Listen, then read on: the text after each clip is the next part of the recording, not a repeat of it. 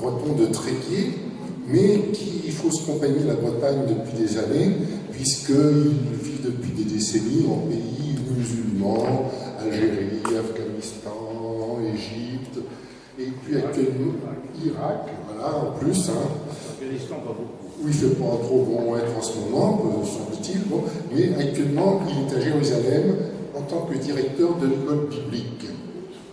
Donc, c'est vous dire à la fois comme il est imprégné de la vie quotidienne en milieu musulman, et en même temps comme les tensions, pour ne pas dire plus, la guerre qui est entre la Palestine et Israël, qui va parfois larver mais qui se révèle vite, c'est quelque chose qu'il connaît de l'intérieur. Alors, nous allons écouter, je crois qu'on peut déjà dire un peu, on va être témoin de son optimisme, parce que comme vous voyez, le titre de sa conférence, c'est « Quel chemin vers la paix ?» Ce qui veut déjà dire que le frère Jean-Jacques ne doute pas que cette paix, un jour ou l'autre, viendra. Voilà, vous avez la parole, si vous voulez bien. Merci de l'invitation, vous avez interprété avec beaucoup de générosité mon optimisme. En réalité, j'avais envie de vous dire, vous avez bien du mérite de venir par une si belle soirée écouter un sujet déprimant. Mais qu'il faut, je crois, regarder en face. Voilà, c'est ça le sujet. Donc j'ai pris comme sujet Jérusalem, quel chemin pour la paix. Je vais m'expliquer pourquoi tout à l'heure. Et j'ai souhaité, vous avez une petite photo à droite là, dédier cette conférence à mon ami François-Régis Hutin, qui était le directeur général de Ouest France pendant de nombreuses années, qui m'a honoré de son amitié, et dont le dernier éditorial, le jour de sa mort, s'intitulait « Paix pour Jérusalem ». Et ça m'a beaucoup touché. L'occasion, évidemment, de ce titre, c'est ce qui s'est passé cette année au mois de mai, où lorsque Israël fêtait les 70 ans de la création de l'État d'Israël, s'installait aussi le 14 mai à Jérusalem l'ambassade américaine, créée dans les conditions que vous savez par Donald Trump. Et c'est évidemment une décision, un événement très controversé, comme vous le savez, qui satisfait pleinement le gouvernement israélien actuel, qui depuis des années estime que Jérusalem est la capitale unifiée et éternelle de l'État d'Israël. Et donc ceci a donné lieu à des réjouissances assez tapageuses. Cette photo est prise quasiment à ma porte, puisque j'habite à 50 mètres de la porte de Damas, à Jérusalem. Et donc vous aviez, voilà, ces fêtes grandioses. Mais évidemment, en même temps, cela frustrait beaucoup les Palestiniens et même, je dirais, la communauté internationale, puisque le coup de force de Donald Trump ne respectait pas du tout les processus. Il y a un droit international, il y a des résolutions des Nations Unies, et on ne peut pas, comme ça, du jour au lendemain, s'asseoir dessus. J'ai appris aujourd'hui, par des lectures, que Jared Kushner, qui est le gendre de Donald Trump, qui s'occupe de ce dossier, était auparavant un spécialiste de l'immobilier new-yorkais. Donc évidemment, quand on confie à quelqu'un qui s'occupe d'immobilier la gestion d'un dossier aussi compliqué que celui de Jérusalem, il ne faut pas s'attendre à des merveilles. Ce qui rendait encore plus dramatique cette journée, c'est qu'aussi ce jour-là commençait à Gaza la marche du retour, qui, je l'insiste, est une marche pacifique.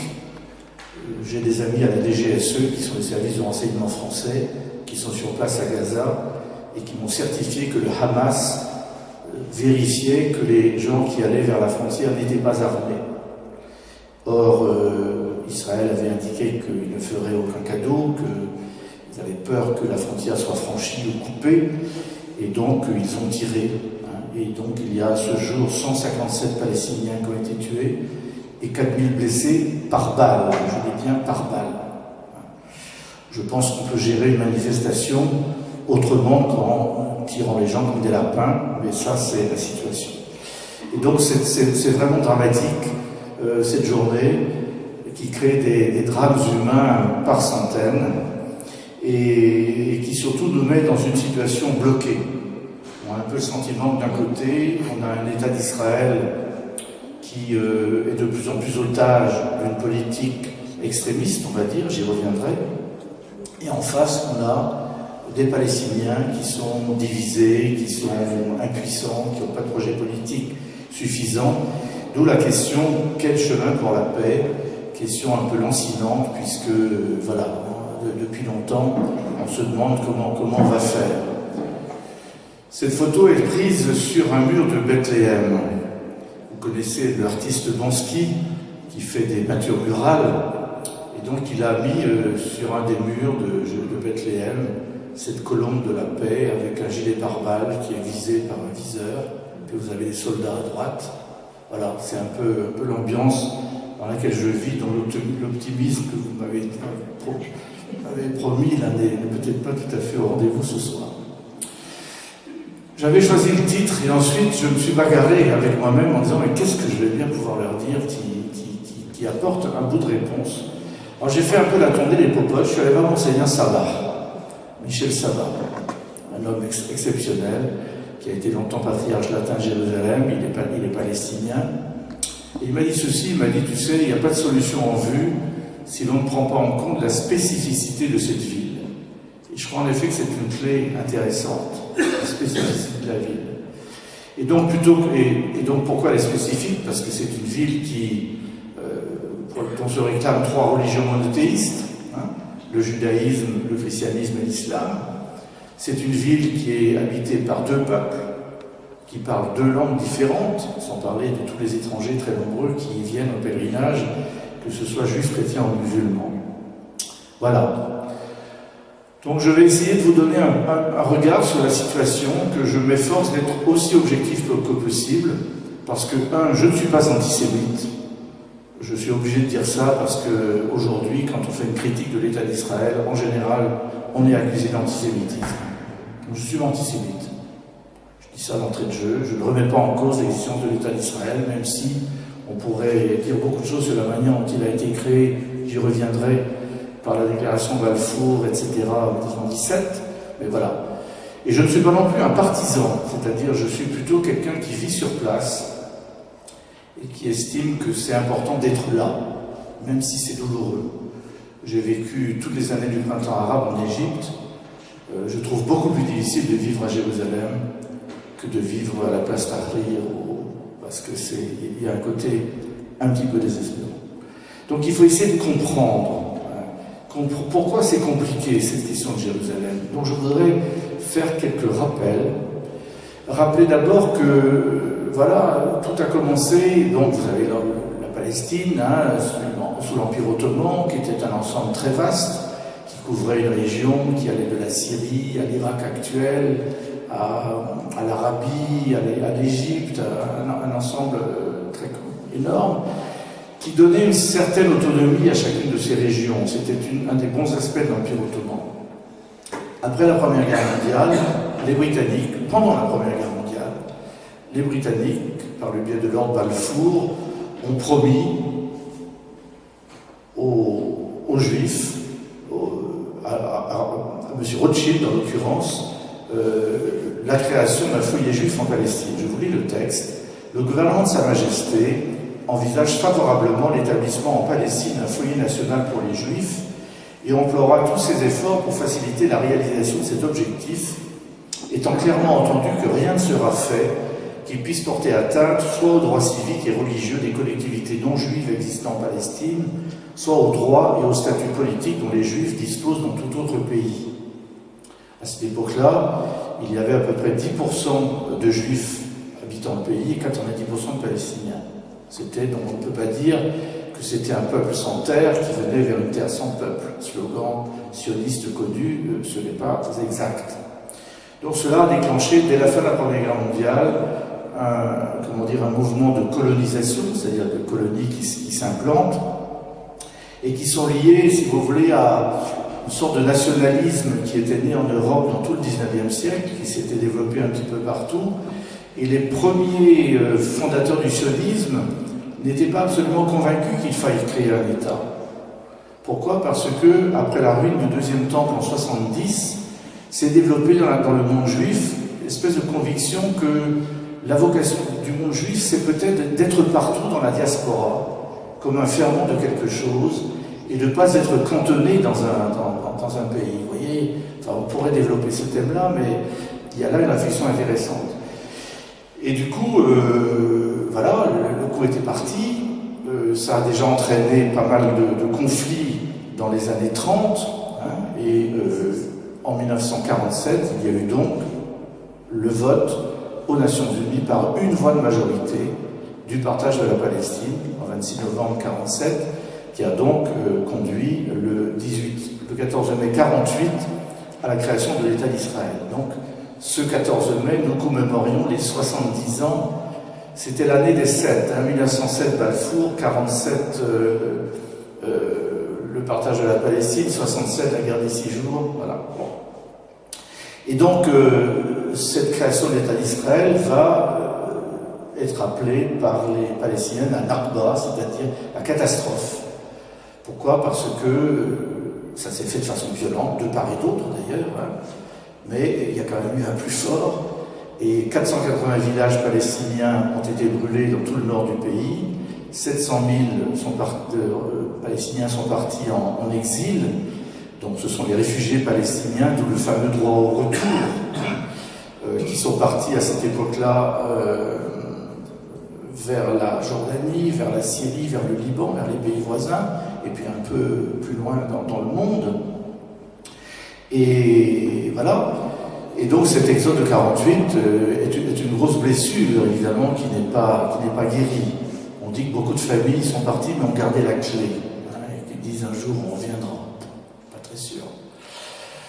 Autre 7, le 67, donc la guerre des 6 jours, c'est rendu célèbre par le général Moshe Dayan, qui donc permet à Israël de récupérer le contrôle sur Jérusalem. Je dis contrôle et pas souveraineté, parce que la souveraineté c'est une question de droit international.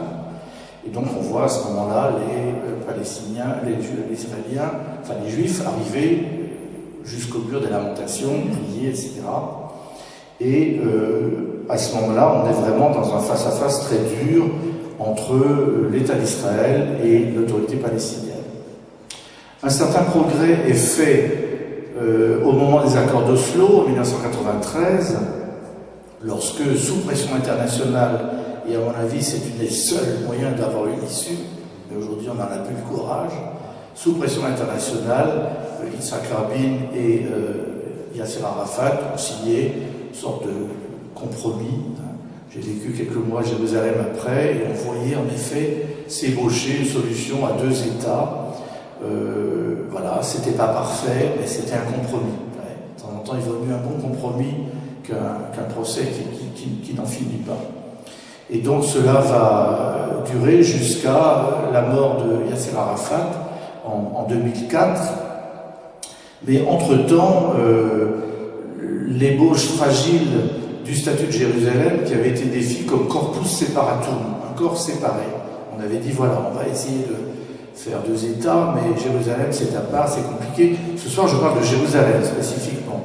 Évidemment je parle de l'ensemble, parce qu'on ne comprend pas Jérusalem sans l'ensemble, mais voilà. Et donc la solution est très tendue, et va se tendre d'autant plus qu'on va avoir une pression très forte, d'une part de colons juifs ici à droite, qui s'implantent souvent en territoire palestinien, et qui donc sont protégés par l'armée, sont eux-mêmes armés, etc. Il y a pas mal de Français parmi eux d'ailleurs. Et d'autre part, les juifs ultra-orthodoxes, qui pour certains sont contre l'État d'Israël, parce qu'à leurs yeux, ils retardent le retour du Messie. Enfin, c'est très compliqué le judaïsme orthodoxe. Et tout ça se dégrade jusqu'à l'assassinat de Rabin, qui était un peu un homme de la paix, si j'ose dire, du côté juif, et qui évidemment va aussi pousser aux dissensions entre Palestiniens. Et on va avoir à ce moment-là un raidissement avec d'un côté le Shir Yassin qui fonde le Hamas, et de l'autre côté Ariel Sharon, donc un parti de droite israélien, le parti Likoud, sur lequel je reviendrai un petit peu tout à l'heure. Cela va conduire à la première et deuxième intifada. La deuxième ici, c'est lorsque Ariel Sharon, que vous voyez à gauche, vient sur l'esplanade des mosquées. C'est un lieu sacré pour les musulmans, et voilà, ils vivent très mal ce qui, à leurs yeux, pourrait annoncer une occupation du lieu. Et ça entraîne évidemment ce qu'on appelle une intifada, c'est-à-dire une révolte des pierres. C'est David et Goliath. C'est absolument, voilà, sans commune mesure.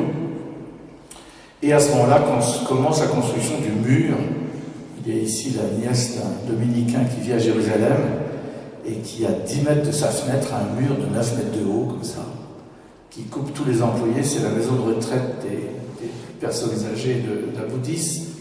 Et donc les employés, au lieu de faire 50 mètres pour venir au travail, ont à peu près 45 minutes, 1 heure de trajet et un checkpoint à passer. Donc vous avez ce mur dit de sécurité par les Israéliens, que moi je considère d'abord comme un mur de séparation. Et vous voyez comment il est à droite, là, il sillonne, il chemine comme ça à travers propriétés, champs, maisons, etc. Et coupe littéralement les personnes de leur habitat. On a donc du coup un pays coupé en deux. Celui-ci à gauche, cette ligne rouge qui, voyez-vous, à gauche vous avez l'État d'Israël, à droite vous avez la Cisjordanie, on laisse Gaza de côté pour le moment, et vous voyez qu'à un moment donné, Jérusalem rentre dans une espèce d'encoche là, au milieu, en bas, et que le mur va derrière. C'est ce que je vais expliquer tout à l'heure à propos de Jérusalem. À droite vous avez une femme qui passe encore le bout de son nez, mais ça doit être le dernier jour, parce qu'après, quand c'est fermé, on ne passe plus. La difficulté vient du fait que les gouvernements israéliens sont de plus en plus otages, je me rappelle des faucons, c'est-à-dire des durs, des gens qui veulent une solution violente, qui sont contre le compromis, qui sont contre la négociation. Et ce serait plus facile pour un Israélien de parler ce soir, parce que je connais beaucoup d'Israéliens qui sont effondrés de ce qui se passe. Effondrés. Parce que c'est pas l'État qu'ils ont voulu, c'est pas, voilà. Et donc, mais voilà, c'est comme ça. Et l'actuel gouvernement de M. Netanyahou, qui a pas mal de casseroles, qui a donc intérêt à rester au pouvoir, et il y reste en faisant de plus en plus d'alliances avec des gens de plus en plus à sa droite.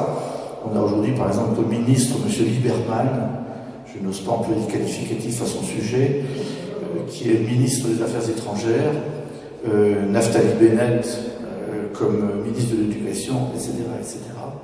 Le drame, c'est que aussi, du côté des Palestiniens, on a une division. Alors, fomentée, existante, on peut discuter, entre d'une part le Fatah, donc, qui est l'ex-OLP, si vous voulez, qui a créé par Arafat et qui maintenant est donc au pouvoir à Ramallah, donc en Cisjordanie, et de l'autre côté, le mouvement du Hamas, qui est à Gaza, mais qui a aujourd'hui une très grande, qui a été refusée par la communauté internationale, parce qu'il y a eu des élections libres, et bien on accepte les élections qu'on aime finalement, mais pas celles que les gens veulent. Et donc, ça fait partie des pays des régimes sur la liste terroriste, et donc on ne peut pas fréquenter.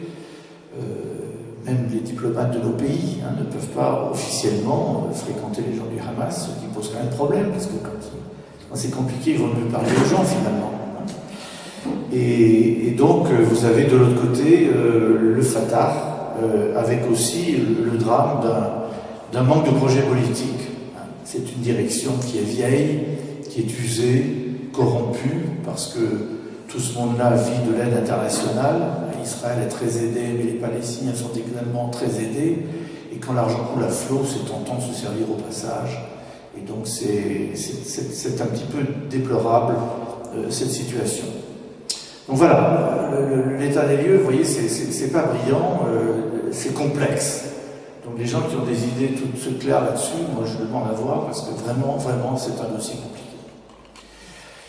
Essayons d'entrer un peu dans la réalité des questions. Deuxième point. La réalité des questions, c'est d'abord une politique de conquête foncière. C'est-à-dire que l'État d'Israël veut la terre. Et je reviendrai après sur cette question de la terre, et de la terre promise, et de la sacralisation de la terre, parce qu'à mon avis, c'est là le problème. Conquête foncière, donc, qui se traduit par exemple, pour Jérusalem, par le projet du Grand Jérusalem. C'est comme si on disait le Grand Lannion, vous voyez, Alors vous avez ici une carte qui est assez claire, qui vous montre en jaune à gauche l'État d'Israël, à droite la Cisjordanie, et vous voyez que le mur vert là passe au milieu de Jérusalem. Hein? Mais qu'aujourd'hui, le Grand Jérusalem consiste à faire un ensemble qui ressemble un peu à Paris, vous voyez un peu c'est la forme là, et qui consiste donc à construire tout autour du côté palestinien des implantations, des colonies, etc., qui font qu'il y a une sorte de ceinture, si vous voulez. Et donc, à ce moment-là, la Palestine sera coupée de l'accès à Jérusalem. Et il se joue en ce moment même, depuis 15 jours, j'allais dire le dernier match, qui est un bout de terrain où habitent des Bédouins, hein, des consuls. Nous avons parmi nous, j'ai oublié de la présenter, excusez-moi Monique Cerisier-Bendiga, qui a été sénatrice des Français de l'étranger et présidente de France-Palestine. Donc elle connaît parfaitement ce dossier et je lui donnerai tout à l'heure la parole pour compléter, ajouter, corriger s'il le faut.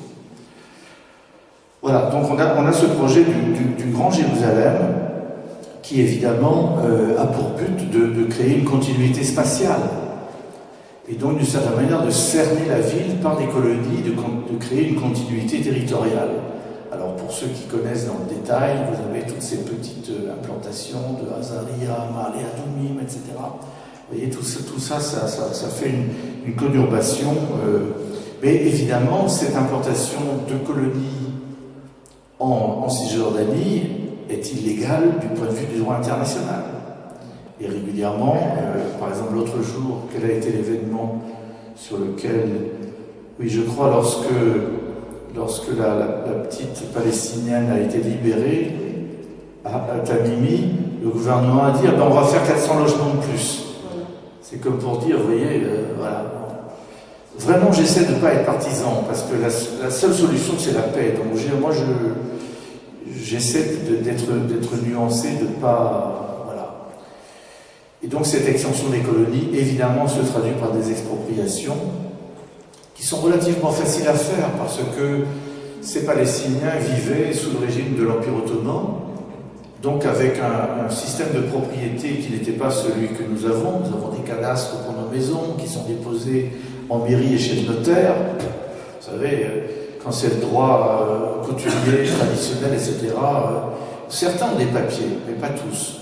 Nous collaborons un petit peu avec l'université du Birzeit.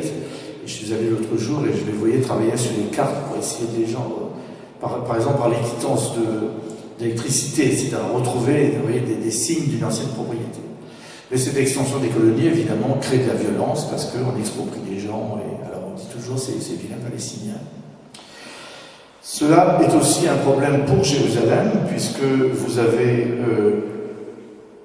des quartiers dans Jérusalem qui sont traditionnellement qui est une ville traditionnellement divisée en 4. Hein. Vous avez donc le quartier musulman ici en haut à droite, vous avez l'esplanade des mosquées, vous avez en dessous le quartier juif avec le mode d'alimentation, vous avez à gauche le quartier arménien et au-dessus le quartier chrétien. Les Arméniens sont aussi les chrétiens, mais enfin ils sont quand même d'abord arméniens. Bon, voilà. Donc que faire de la vieille ville? On a une politique d'extension, cerner la ville, très bien, le Grand Jérusalem. Que faire de la vieille ville? Eh bien, la solution est trouvée. Il faut la conquérir maison par maison. Et donc, il y a aujourd'hui une politique d'acquisition de maisons, d'appartements à prix d'or. À prix d'or. On peut vous donner $1 million pour, vous voyez, c'est cash, comme ça. Et donc, on voit fleurir, ça c'est une photo qui est prise dans la vieille ville. Vous avez à gauche des drapeaux israéliens, vous avez à droite des femmes voilées, donc musulmanes, sur leur terrasse. Hein. Et ça, donc, c'est une sorte de mitage qui se fait petit à petit de manière très efficace. Vous avez peut-être vu dans la presse, il y a eu pas mal de grabuges il y a quelques mois lorsque le patriarcat grec orthodoxe a vendu des hôtels très prestigieux, d'ailleurs à la porte de Jaffa. Ça avait déjà été tenté du temps de son prédécesseur qui avait dû démissionner à cause de cette transaction foncière un peu glauque.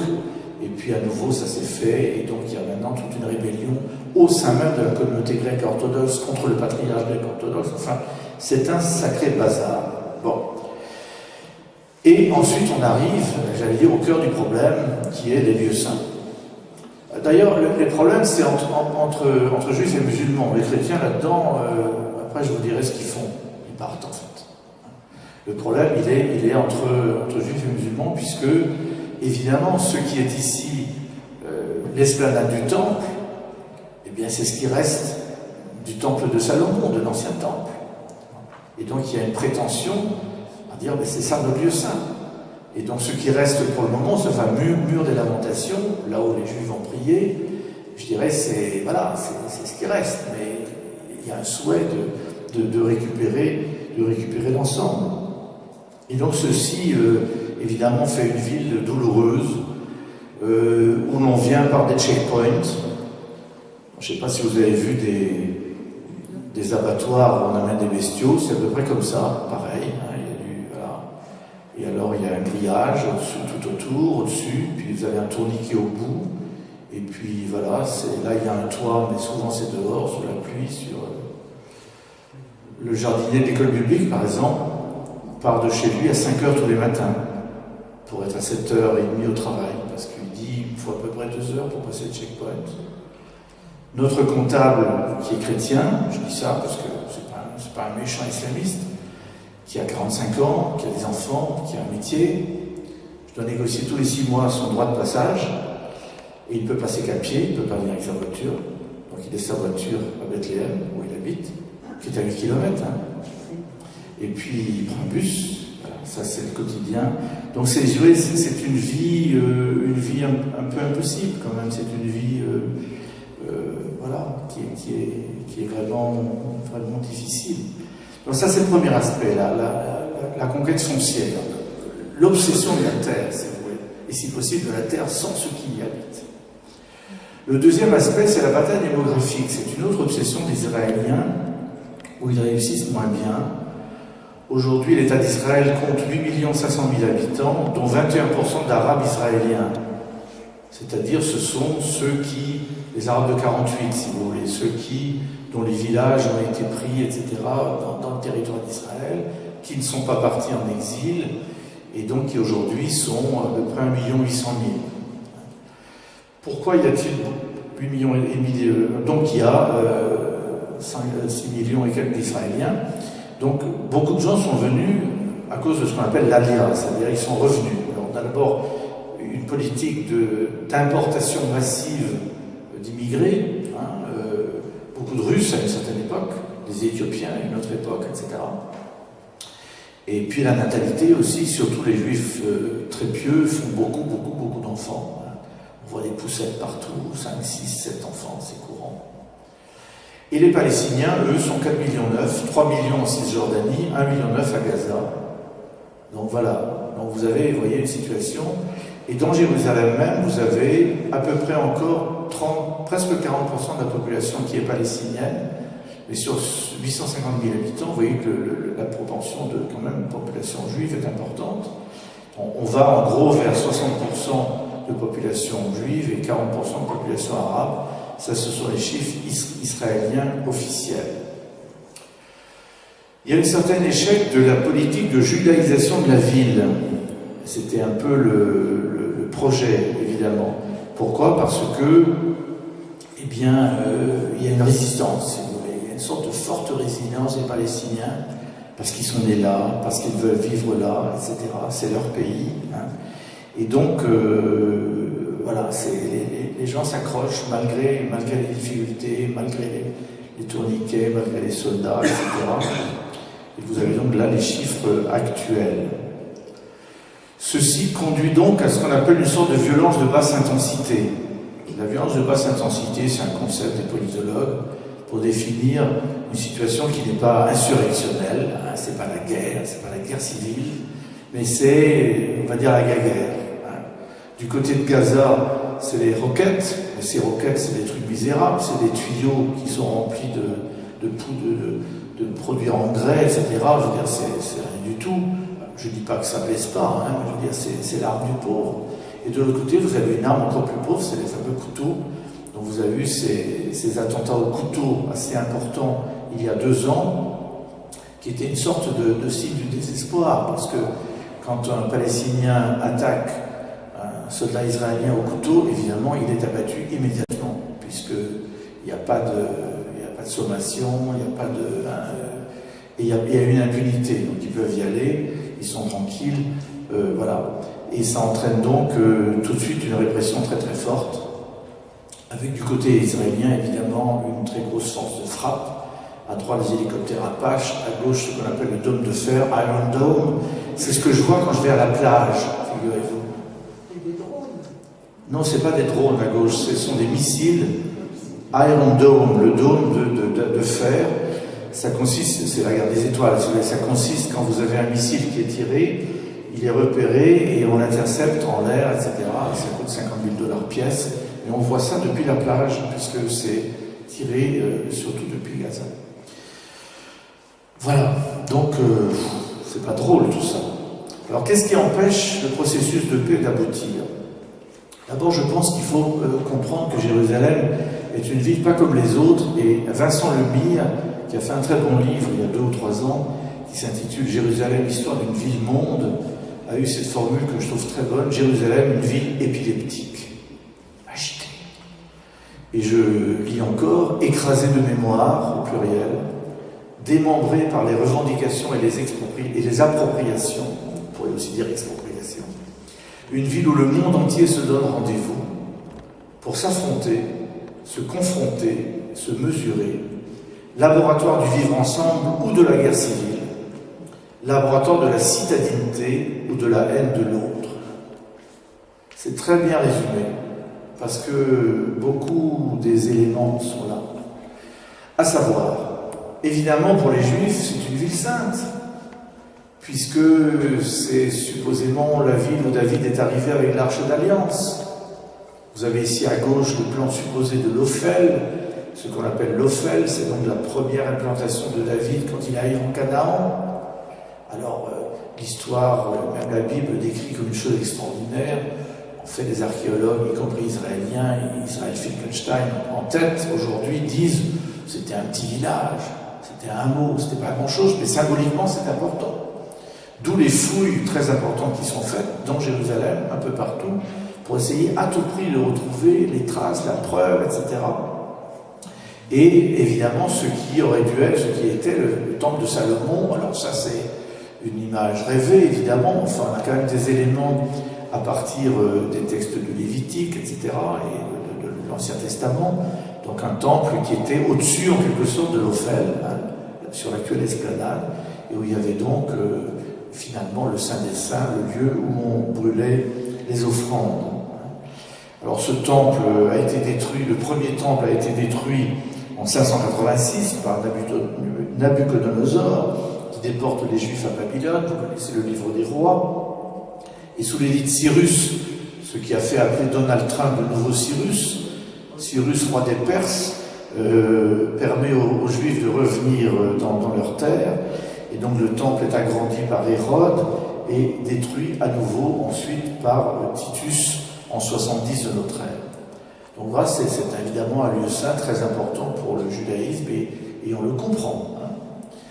Pour les chrétiens aussi, c'est important, puisque nous considérons que c'est le lieu où Jésus est mort, a vécu un peu, est mort, a vécu sa passion et est ressuscité. Vous avez ici l'image du Saint-Sépulcre tel qu'il était à l'époque constantinienne, donc aux années 380, quelque chose comme ça. Hein, et ensuite, il a été détruit par les Perses en 617, et puis il a été reconstruit à l'époque des croisés, il y a toutes sortes d'aléas, hein, bref. Et c'est surtout le lieu de la résurrection. Cette photo a donc été prise lorsque l'édicule, qui est le petit édifice qui couvre le tombeau du Christ, a été ouvert l'année dernière, et rassurez-vous, le tombeau était vide. Donc on ne vous a pas raconté des histoires.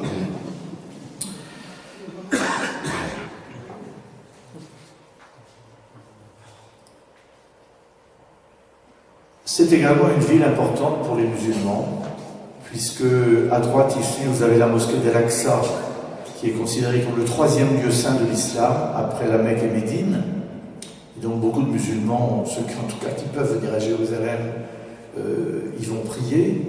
Et c'est aussi, là, dans ce qu'on appelle le dôme du rocher, le lieu où pour les musulmans aurait eu lieu la création du monde, le sacrifice d'Isaac, la descente du Coran. Donc lorsque Mohammed a reçu le Coran, le lieu aussi d'où il se serait envolé vers le 7e ciel sur sa jument pour rencontrer les prophètes. Enfin, il y a toute une histoire, si vous voulez, un récit mythique, mais très fondateur, très respectable pour les musulmans, et ce sont des lieux qui sont évidemment magnifiques.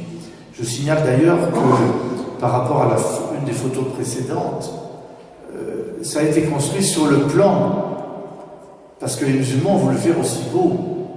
Et donc vous avez la rotonde au-dessus du tombeau et la basilique, et vous avez ici, on n'a pas le plan, mais c'est dans le prolongement, vous avez le dôme du rocher, et il y a une sorte de parallélisme entre les deux, mais il n'y a pas en fait vraiment de compétition. La compétition, elle a lieu entre les juifs et les musulmans. Pourquoi? Parce qu'ils se battent pour le même lieu. À gauche, vous avez le mur d'alimentation, à droite, vous avez la prière, la grande prière sur l'esplanade, et évidemment, c'est compliqué. Les chrétiens sont moins impliqués, parce que d'abord, ils ont leur lieu saint, et puis parce qu'ils émigrent beaucoup. Et c'est quand même un des drames pour nous chrétiens, enfin pour moi en tout cas. Nous avons aujourd'hui à peu près 160 000 chrétiens arabes en Israël, donc ceux qui ne sont pas partis, et c'est un chiffre qui est plutôt en augmentation. Et nous avons 50 000 chrétiens en Palestine, Gaza et Jordanie compris, c'est le dernier, et Cisjordanie, c'est le dernier recensement, donc on est tombé en dessous du 1% de chrétiens. C'est pas beaucoup, 1%. Beaucoup partent. Pourquoi? Parce que ils sont plus éduqués souvent que les autres. Et c'est là un peu mon ami qui était longtemps à l'AFD, ici, là. On fait beaucoup pour aider les églises d'Orient, évidemment, c'est très bien. Mais d'un autre côté, c'est à double tranchant, parce que le fait que les gens soient plus éduqués, mieux formés, ça leur facilite l'émigration. Quand je fréquentais l'Irak, il y avait 3% de chrétiens en Irak, mais 25% des médecins de Bagdad étaient chrétiens. Je dis médecin parce que c'est un job qui suppose quand même d'avoir fait des études. On pourrait prendre d'autres métiers. Donc c'est un des problèmes, cette émigration des chrétiens. Et donc Jérusalem, corpus separatum, ça c'était le vote de l'ONU, c'est la doctrine du Saint-Siège, j'y reviendrai. Ou bien capitale éternelle d'Israël, vote de la Knesset en 1980 et loi récente dont je vais parler tout à l'heure. Voilà, la question est posée. Qu'est-ce qui empêche d'arriver à la paix? Il y a une deuxième raison, c'est la montée des fondamentalismes. On a évidemment un fondamentalisme juif. Il y a dans le judaïsme beaucoup de courants. Il y a des juifs libéraux, il y a des juifs orthodoxes, il y a des juifs ultra-orthodoxes. Il y en a qui sont pour l'État d'Israël, il y en a contre l'État d'Israël. C'est un sacré bazar et c'est compliqué. J'ai mis ici la photo d'un rabbin Cook qui a eu un rôle très important dans le durcissement du judaïsme en Israël. Et puis le Gus qui est à droite, là, c'est un pasteur américain qui a montré sa fraise lors de l'inauguration de l'ambassade américaine à Jérusalem. Bien que ce monsieur dise par ailleurs que tous les juifs, les musulmans, etc. iront en enfer, mais il y a dans le judaïsme, dans la droite américaine aujourd'hui, une très forte instrumentalisation, et en particulier dans les milieux évangéliques. Il y a par exemple un courant qu'on appelle le dispensationalisme. Ils sont 85 millions. Je sais ça parce que nous avons eu à l'école biblique l'année dernière un spécialiste de ce sujet. On était stupéfaits d'apprendre tout ça. Et donc, si vous voulez, c'est un courant qui considère que plus on hâte la création de l'État d'Israël, plus on va précipiter le retour du Messie. Une sorte de raccourci historique, si vous voulez, pour qui l'Israël du texte de la Bible, c'est l'Israël nation d'aujourd'hui. Enfin, vous voyez, une sorte d'amalgame, ce qui fait donc que, moi j'ai pris cette photo, Trump is a friend of Zion, les amis voilà, il y a ça sur tous les murs actuellement à Jérusalem, il y a ça sur les bus, il y a ça sur les arrêts du tramway, enfin, c'est une sorte d'instrumentalisation, si vous voulez, qui est quand même un peu malsaine, je trouve. Manipulation évidemment des récits bibliques. Vous êtes assez formés pour savoir que les récits bibliques ne sont pas des récits historiques. En tout cas, l'Ancien Testament, au sens où on parle de l'histoire positive contemporaine. On ne raconte pas la vie de Moïse comme on a raconté la vie de Napoléon, hein, parce que Moïse c'est un récit fondateur. L'Exode, on ne sait pas très bien ce qui s'est passé. Ce qui compte, c'est pas l'exactitude des faits, c'est le message. Le message, c'est que Dieu ne laisse pas son peuple dans la servitude et le libère et l'accompagne dans sa libération.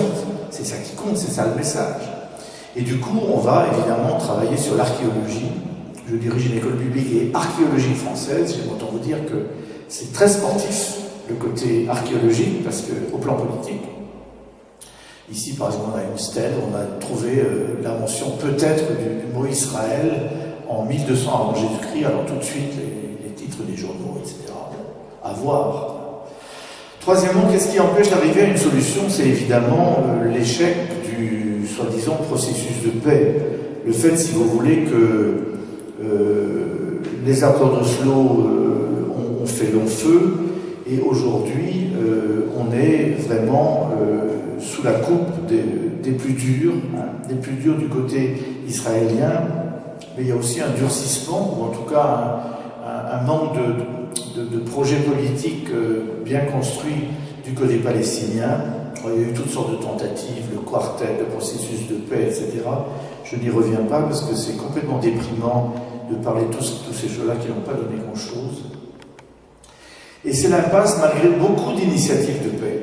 Et j'insiste de part et d'autre. Lors de la réception du 14 juillet à Jérusalem, j'ai eu une longue conversation avec un Israélien qui était un des fondateurs de Breaking the Silence. Breaking the Silence, c'est une ONG israélienne qui rassemble des officiers et des soldats de Tzahal, de l'armée israélienne, qui trouvent que vraiment on leur a fait faire un boulot pas possible et qui estiment que voilà, l'armée c'est pas fait pour torturer, c'est pas fait pour arrêter les gens dans tous les coins de rue, que voilà. C'est d'ailleurs assez intéressant de voir que lorsqu'il y a eu un colon israélien qui a assassiné de sang-froid un Palestinien qui avait fait un attentat à Hébron l'année dernière, l'armée a voulu faire un procès en disant attendez, il y a une éthique dans l'armée, mais Netanyahou a demandé la grâce du type. C'est le paradoxe dans ce pays est traversé de contradictions, et c'est ça qui est intéressant. Vous avez ce forum des familles endeuillées, par exemple, qui est très intéressant.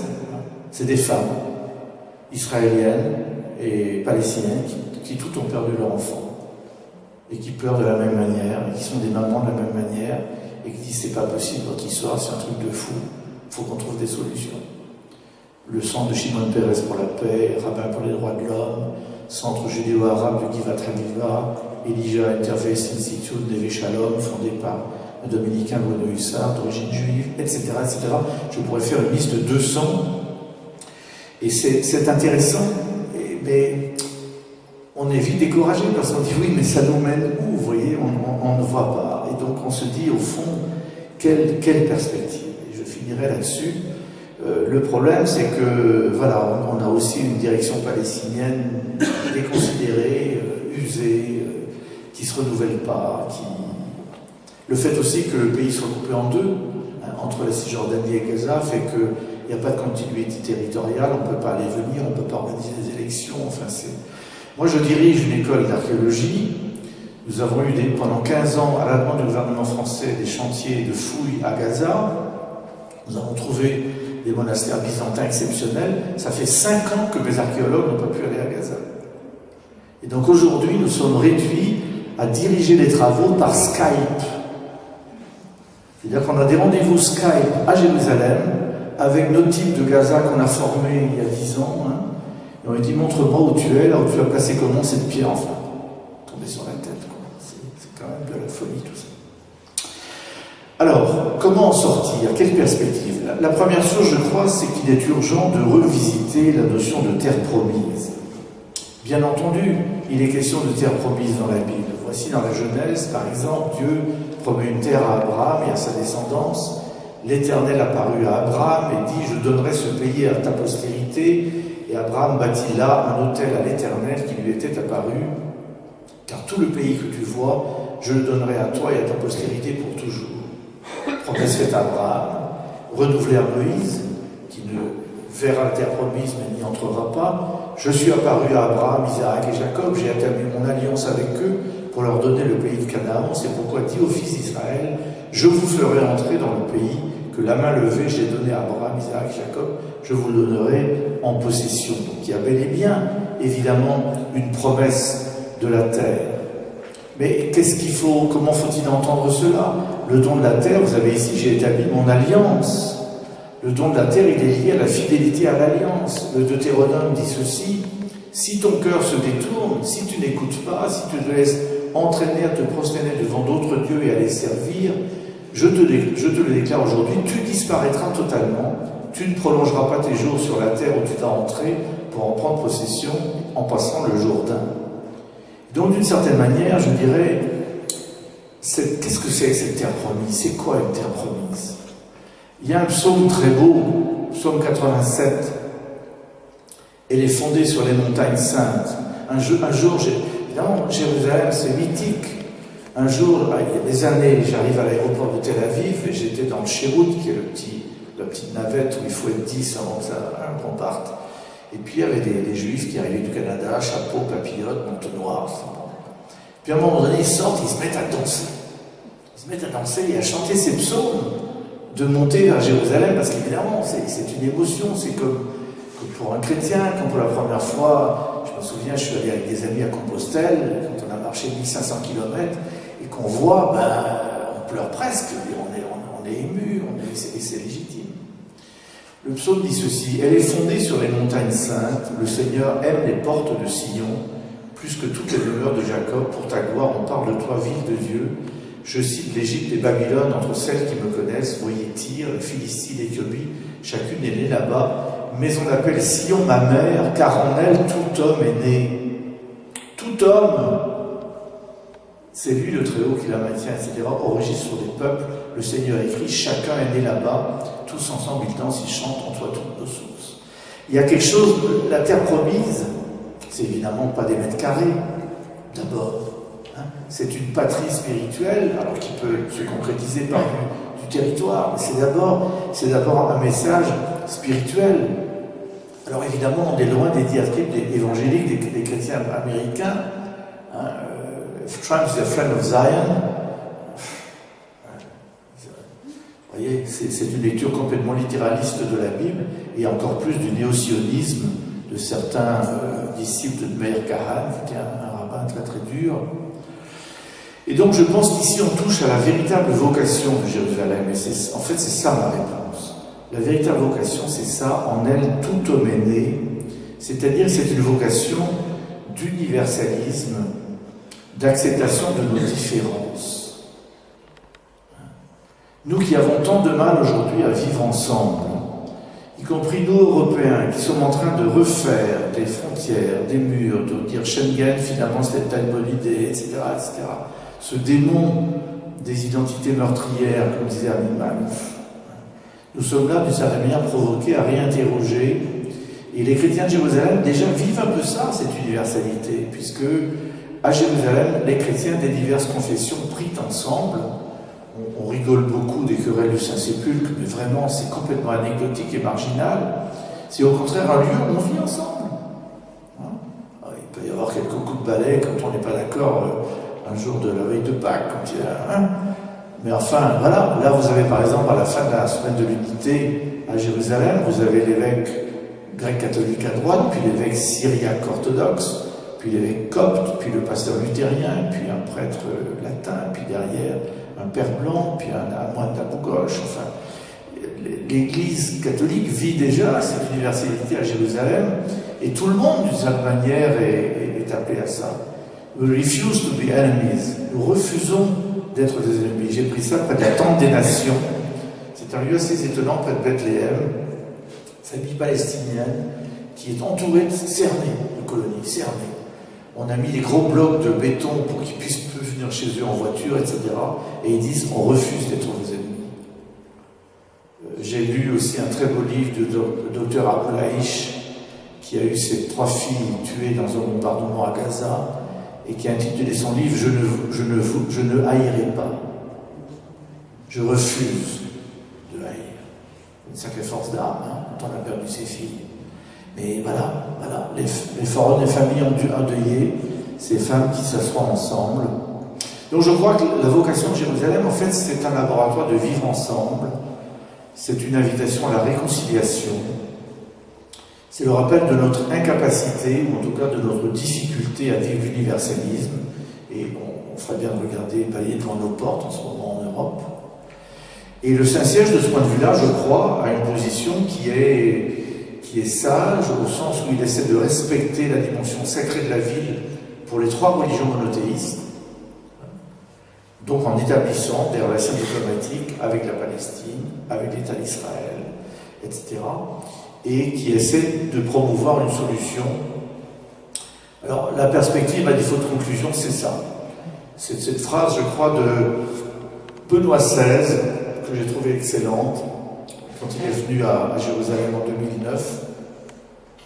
Comme un microcosme de notre univers mondialisé, cette ville, avec un grand V, parce que ce n'est pas une ville comme les autres, si elle veut vivre en conformité à sa vocation universelle, Jérusalem a une vocation, doit être un lieu qui enseigne l'universalité, le respect des autres, le dialogue, la compréhension mutuelle, un lieu où les préjugés, l'ignorance et la peur qui les alimentent sont mis en échec par l'honnêteté, le bon droit et la recherche de la paix. Il ne devrait pas y avoir place à l'intérieur de ces murs pour l'étroitesse d'esprit, la discrimination, la violence et l'injustice. C'est un texte magnifique.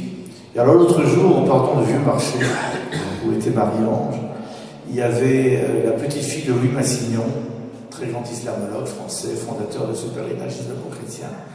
Et elle a fait une conférence sur l'hospitalité, et il y avait un texte très beau de son grand-père, Louis Massignon, dans les écrits mémorables, qui sont ses mémoires posthumes.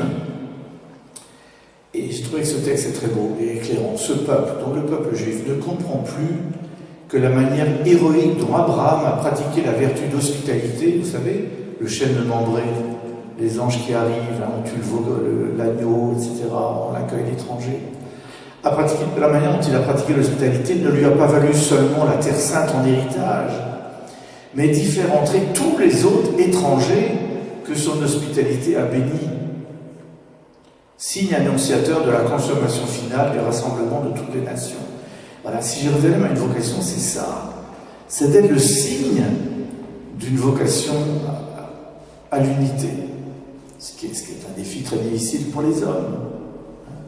Signe annonciateur de la consommation du rassemblement de toutes les nations, béni en Abraham, cette terre sainte ne doit pas être monopolisée par aucune.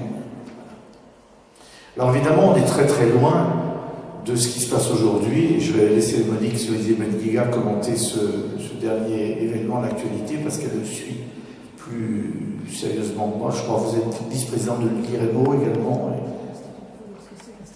Vous allez expliquer. Et donc une loi vient d'être passée, tout récemment, le 18 juillet, oui bien sûr qu'il faut un micro, le 18 juillet de cette année, une loi qui définit donc l'État d'Israël comme un foyer national du peuple juif, etc. Je vous laisse Monique présenter. Ça me gêne un petit peu directement comme ça. Ouais, ça va. Moi, je voudrais rebondir sur les propos de Benoît XVI qui dit la vocation de Jérusalem, c'est d'être une ville où ne règne pas l'étroitesse d'esprit, la violence, la discrimination. Et malheureusement, Jérusalem aujourd'hui est l'exemple même d'une ville où règne la violence, la discrimination, l'injustice permanente. C'est ce que vous vivez et ce dont vous souffrez comme tous les gens qui vivent à Jérusalem, même s'ils ne sont pas les premières cibles, parce qu'ils ne sont pas palestiniens. Et là, la loi qui vient d'être votée au Parlement israélien a suscité des cris d'horreur de la part des Israéliens éclairés et qui tiennent à l'identité démocratique et historique de leur pays. Il y a en particulier le grand pianiste et chef d'orchestre Daniel Barenboim qui a écrit « Est-ce que l'occupation et la domination sur un autre peuple est conforme à la déclaration d'indépendance israélienne? La réponse est évidemment non. Et il dit, à propos de cette loi, dont je vais vous dire quelques mots, parce qu'il faut quand même voir ce qu'il y a dedans pour comprendre pourquoi elle suscite un tel tollé chez beaucoup de... Enfin, dans la communauté internationale, chez les gens qui font attention, chez les juristes, mais aussi et d'abord chez des Israéliens qui commencent à se demander s'ils pourront rester dans leur pays. Et d'ailleurs, il y a un mouvement d'émigration israélien qui est très inquiétant. Charles Anderlin disait récemment, Charles Anderlin qui est israélien et qui a été le correspondant d'Antenne 2 là-bas, dit « Je ne sais pas si mes enfants et mes petits-enfants vont pouvoir rester dans ce pays. » Il y a actuellement 100 000 Israéliens à Berlin. 10% des Israéliens sont en dehors du pays. Donc je reviens à Barenboim qui dit « Maintenant, nous avons une loi qui définit la population arabe comme des citoyens de seconde classe. C'est pourquoi je suis honteux d'être israélien aujourd'hui. » Et il écrit ça dans le Guardian et dans Haaretz. Le problème, c'est qu'aujourd'hui, la classe politique israélienne est complètement dominée par des colons extrémistes et des gens qui ont une conception complètement raciste des relations entre les peuples. On vous dira volontiers que les Palestiniens, c'est animals, en anglais, tranquillement. Ce sont des animaux. Et un Palestinien ne mérite pas la moindre considération pour ces gens-là, qui, malgré tout, ont tellement de pouvoir maintenant, puisqu'ils sont au gouvernement, qu'ils tiennent à peu près tout, sauf presque la Cour suprême maintenant. Ils tiennent la presse, ils tiennent la télévision. Ils sont de plus en plus puissants dans l'armée. Donc la loi fondamentale qui vient d'être votée au Parlement israélien, je vous en donne quelques-uns des... J'ai bien regardé la traduction, qui pose quelques problèmes d'ailleurs. Il y a 4 points qui sont terribles et qui empêchent absolument toute perspective de paix. Le premier point, c'est de dire la terre d'Israël, c'est pas l'État d'Israël, c'est la terre d'Israël, est la patrie historique du peuple juif dans lequel l'État d'Israël a été créé. Donc c'est cette conception de la Bible comme si la Bible était un cadastre, et comme si la promesse de Dieu c'était des mètres carrés. C'est vraiment ça. Mais c'est grave parce que c'est dans la loi fondamentale d'Israël maintenant. Il n'y a pas de constitution. Oui, c'est un pays qui n'a pas de constitution et qui n'a pas de frontières. Il y a de bonnes raisons à ça. Mais l'Israël n'a ni constitution, ni frontières. Donc, ce qui est grave, c'est d'avoir écrit, c'est la patrie historique du peuple juif, dans laquelle l'État d'Israël a été créé. Ce qui signifie que l'État d'Israël actuel, il est dans une partie de la terre historique, mais il n'est pas partout. Donc l'État d'Israël, d'après ce texte-là, a vocation à s'agrandir encore. Et si on regarde un certain nombre de textes bibliques et qu'on les prend au pied de la lettre, ça va du Nil jusqu'à l'Euphrate. Donc on est en pleine folie, si vous voulez, c'est grave. Et d'autre part, ça signifie qu'il n'y a que le peuple juif qui peut être sur cette terre. Les autres ne peuvent pas y être. Donc on est très loin de la conception de Loi 16. Puis alors il y a un deuxième point, c'est le grand B du premier principe fondamental, le droit d'exercer l'autodétermination nationale dans l'État d'Israël est propre au peuple juif. Alors, qu'est-ce que ça implique? Ça implique que les autres peuples dans la Palestine, et dont la Palestine est la patrie historique, n'ont pas droit, eux, à l'autodétermination nationale. Ce qui signifie que dans ce texte-là, on refuse toute idée d'existence d'un État palestinien sur Eretz Israël, sur la terre d'Israël. C'est dans la loi fondamentale israélienne. Donc la solution à 2 États est enterrée là. Et puis, il y a un deuxième point, et c'est là ce qui révolte le plus quelqu'un comme Daniel Barenboim ou comme David Grossman, le grand romancier, c'est qu'il en résulte que les autres peuples qui vivent sur cette terre ne peuvent pas être des citoyens israéliens égaux aux citoyens israéliens juifs. Et il y a eu hier un article du député arabe israélien Ahmed Tibi qui a dit ce qu'ils ressentent tous, les citoyens palestiniens se sentent étrangers dans leur propre pays. Jusqu'ici, ils se sentaient étrangers dans leur propre pays, c'était un ressenti. Maintenant, c'est la loi qui le dit. Alors, et ce qui est grave, mais je ne voudrais pas être trop longue, ce qui est grave, c'est que Jérusalem est l'exemple même de l'application de ce principe. À Jérusalem, il y a des citoyens juifs qui ont un certain nombre de droits et des citoyens non juifs qui n'ont pas ces droits.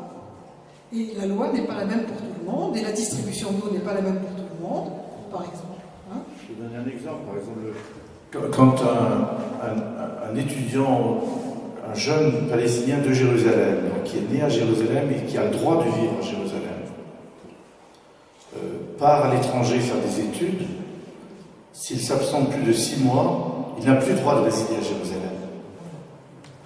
Donc il y a des gens qui ont envoyé leurs garçons ou leurs filles faire des études en Europe.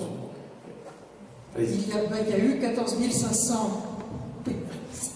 500 résidents palestiniens à Jérusalem. Parce que c'est ça qu'il faut bien comprendre. Il y a les vrais Jérusalémites qui sont juifs, et puis il y a les Jérusalémites qui ont seulement un droit à résidence dans la ville où ils sont nés.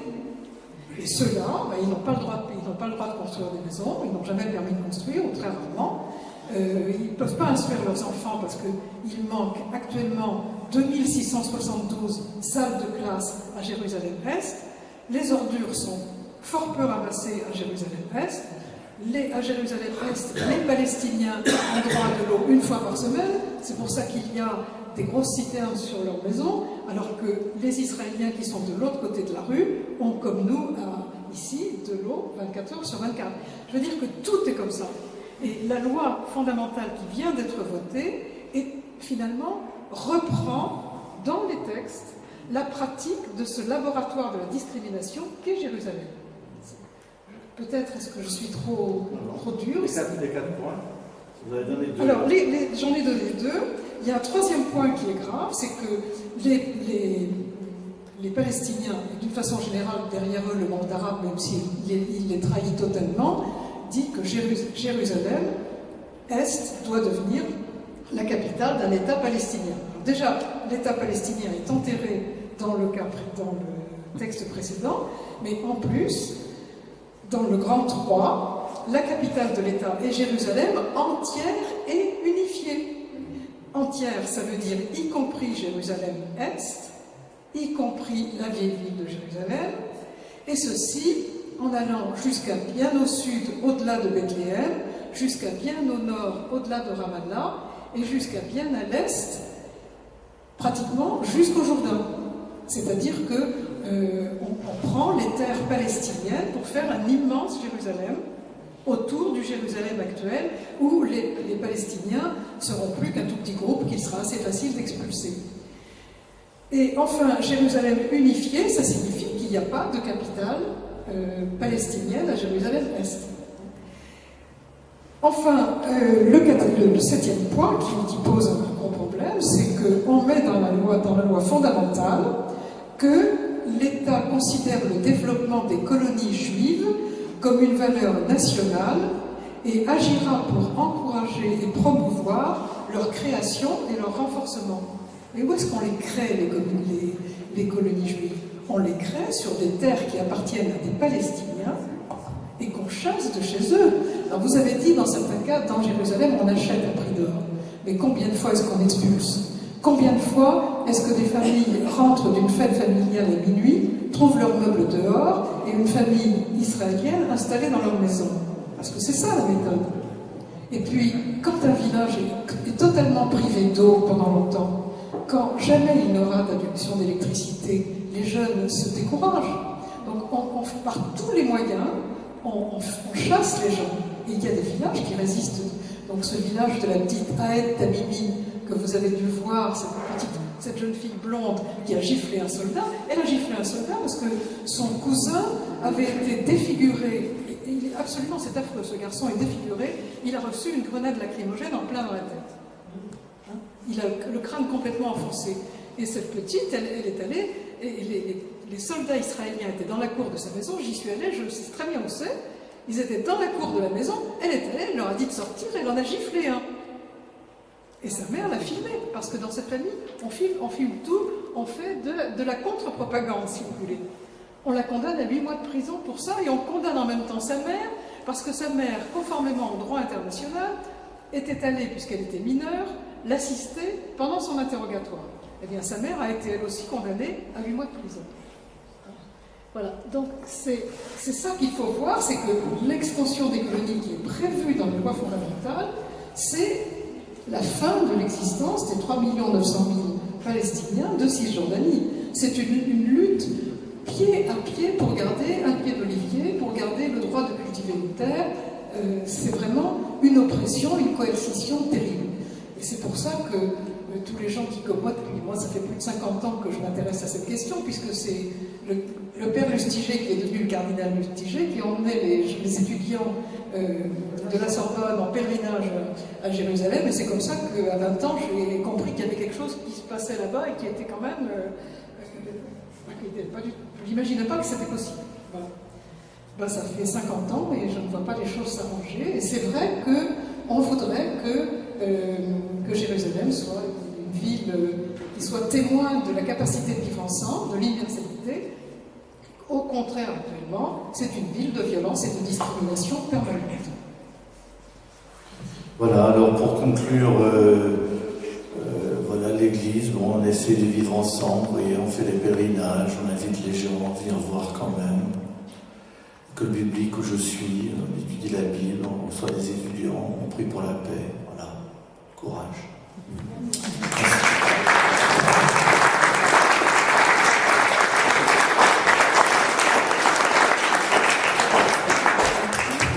Merci à tous deux. J'avoue qu'on est un peu saisi, enfin, je suis un peu saisi d'effroi quand j'entends ces mesures discriminatoires et ces persécutions qui font penser quand même que certains ou bien sont ignorants ou bien amnésiques, parce qu'on ne peut pas ne pas faire le rapprochement avec ce qui s'est passé dans les années 20-30 de l'autre côté du Rhin et dans certains pays de l'Est. Alors voilà, à la limite, c'est peut-être mon propos, il ne faut pas que je ne m'adresse pas seulement aux Juifs, je me demande si nous ne sommes pas aussi nous-mêmes un peu amnésiques. Et, bon, des politiques, j'ai parlé tout à l'heure, j'ai dit que le frère était optimiste. C'était peut-être pas juste. Je crois quand même qu'il garde l'espérance. Mais quel chemin pour la paix? Certainement pas politique au travers de ce que vous venez de nous dire l'un et l'autre. Alors, les chemins religieux, que dire des pèlerins, etc., qui vont à Jérusalem et qui ignorent plus ou moins ce qui s'y passe? D'abord, je dirais, c'est pour ça que j'ai voulu finir sur les pèlerinages, parce que il faut y aller, il faut voir, et si possible, ça dépend quel est votre guide, quelle est l'agence qui vous conduit, etc. Certains gens vous diront c'est pas prudent d'aller à Bethléem, on va y aller 2 heures parce que vous insistez, et d'autres, voilà. Mais je pense que c'est important d'y aller, de voir, de prendre son temps, de lire. On a quand même les moyens, et moi je considère, ça m'a pris 2 ans d'accepter d'être là-bas. Je fais un boulot passionnant dans l'école biblique, c'est extraordinaire. Mais accepter de vivre, ça m'a pris 2 ans. Et j'ai viré ma cutie cette année, pendant le carême, au Saint-Sépulcre, la nuit, enfin, tout d'un coup, mon ami Pierre Clavry, avec Doran, qui a été assassiné en 1996, disait « L'Église doit être sur les lignes de fracture qui traversent l'humanité ». Mais là, on en a une belle. Hein. Et justement, il faut y être. Et essayer de tenir sans faire des murs dans sa tête et dans son cœur. Et moi, ça, c'est mon combat de tous les jours. Je travaille le plus possible avec des Juifs. Je suis en train de faire un livre avec un Israélien de l'université hébraïque parce que je veux garder le contact. Merci. Alors, je pense que vous avez des réactions ou des questions. Je vous passe le micro tout de suite. Bonjour. Merci. Pour des raisons professionnelles, je me rends aussi là-bas en Palestine plusieurs fois par an depuis une quinzaine d'années. Et me trotte dans la tête une question un peu mystérieuse. Enfin, c'est un mystère pour moi. Selon vous, qu'est-ce qui explique le fait que, malgré la proximité physique de Jérusalem par rapport à l'Europe. Qu'est-ce qui explique finalement l'impuissance européenne pour peut-être parfois taper un peu sur les doigts de nos cousins israéliens pour leur dire mais enfin, de quelle humanité il s'agit? Pour moi c'est vraiment un mystère, c'est-à-dire que ce que madame vous avez décrit, Ariel Sharon l'avait théorisé lorsqu'il était ministre de l'Agriculture et qu'il avait dit « facts on the ground » et qu'il avait théorisé la colonisation en fait. Ce que vous venez de dire, ce sont des new facts on the ground. Donc, il y a, ce que vous avez décrit est terrifiant parce qu'on en connaît le caractère relativement irrémédiable. Irrémédiable. À notre visibilité, à mon avis. Peut-être pas. Et comment peut-on s'assurer que ces textes ne soient jamais appliqués tout en respectant les personnes qui vivent là-bas, les peuples qui y vivent? Quelle action politique réelle, concertée, on peut assurer pour que Jérusalem soit la Jérusalem décrite et que ce pays puisse convivre alors qu'il est si proche de nous? Parce que je considère que même si on est protégé en Bretagne, ces affaires moyen-orientales nous concernent tous les jours. Oui, il y a plusieurs raisons à l'impuissance ou au manque de courage occidental. Je pense d'abord qu'il reste une très profonde culpabilité de la Shoah. Et ça joue beaucoup. On voit bien certains pays européens, aujourd'hui, il n'y a pas photo, quoi. Je veux dire, ça, à mon avis, bon, ben voilà, c'est une réalité historique. Mais culpabilité est une chose, responsabilité en est une autre. Vous voyez, il y a une espèce de confusion qui est faite. Deuxièmement, je pense qu'il y a une lassitude de la communauté internationale. J'ai dîné il n'y a pas très longtemps à Jérusalem avec un ministre de l'actuel gouvernement français. Et à un moment donné, je lui ai dit, mais enfin, on n'en sortira pas s'il n'y a pas un vrai engagement de la communauté internationale. Et il m'a dit carrément, on est fatigué. On est fatigué, nos priorités sont ailleurs, etc. Troisièmement, j'aime pas du tout les théories des lobbies, des complots, etc. Mais quand même, il faut reconnaître qu'il y a de puissants leviers. Aux États-Unis, par exemple, il y a une grosse agence qui s'appelle l'AIPAC, qui est tout un mouvement de lobbying qui finance, qui les colonie, etc. Le courant est très très puissant, très puissant. Donc je pense que là, comment dire, c'est par la vocation, à mon avis, que viendra la réponse. Et là, justement, la loi actuelle est terrible, parce qu'on est en train de tomber dans... Enfin, je veux dire, 48, c'est déjà de la purification ethnique, en fait. Quand on brûle les villages et qu'on envoie les gens dans les camps de réfugiés, ça porte un nom, ça s'appelle la purification ethnique.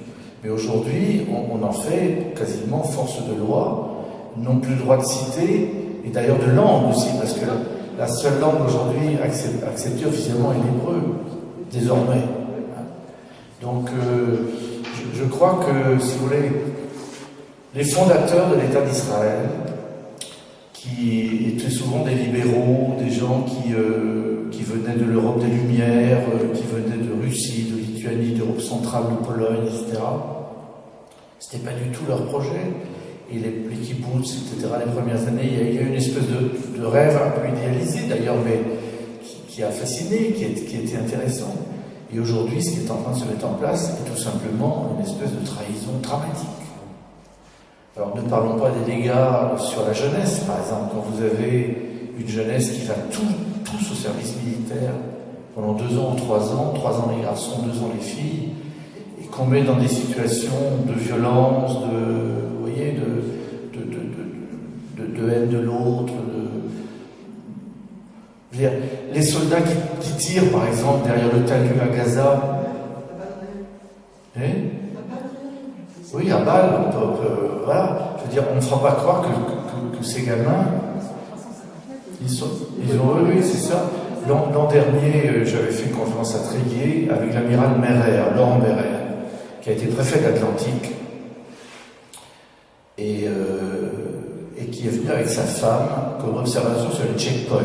Il y a une organisation du Conseil œcuménique qui, chaque année, pourvoit parfois comme ça 30 personnes constamment sur les checkpoints, dans les points de passage. Il y en a 600. Hein. Le mur fait 900 km de long et il y a 600 checkpoints, 600 lieux. Moi, j'ai une voiture diplomatique, par exemple, et je prends toujours cette voiture pour passer le checkpoint, sinon on ne sait jamais. Bon. Eh bien, Laurent, qui est un militaire, donc un officier de marine, m'a fait une remarque très intéressante. Il m'a dit, en fait, j'étais stupéfait de voir que ces jeunes soldats israéliens, ils ont aussi peur que ceux qui sont en face, parce qu'on leur fait faire un boulot qui n'est pas le boulot d'un garçon de 20 ans, d'une fille de 20 ans, qui n'est pas, je veux dire, c'est pas les CRS, c'est pas des gens à qui on a appris le maintien de l'ordre, qui est une technique, et en plus, ils ont le droit de tirer, et ils ont l'impunité. Imaginez. Donc il y a quelque chose de... Donc je dirais c'est ça, vous voyez, vraiment je ne veux pas être anti-israélien, parce que je crois que c'est un piège, mais je suis très triste de voir dévoyer, si vous voulez, une espèce d'intuition fondatrice qui pouvait justement faire de ce pays un laboratoire de la rencontre, de l'interaction. Et en cela, je veux dire, le peuple juif est éminemment préparé, que d'artistes, que d'intellectuels, que de gens brillants. Je veux dire, ce peuple a quelque chose de spécial aussi, bien entendu.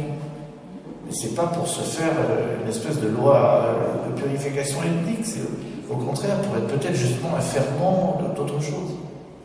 Il y a des demandes de parole. On va vous donner le micro.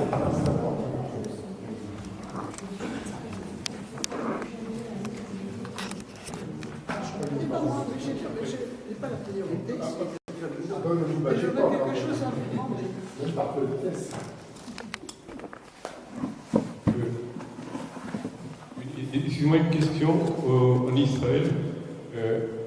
Est-ce qu'il y a une possibilité pour que le gouvernement, la tendance actuelle du gouvernement, soit renversée ou remplacée par une tendance plus libérale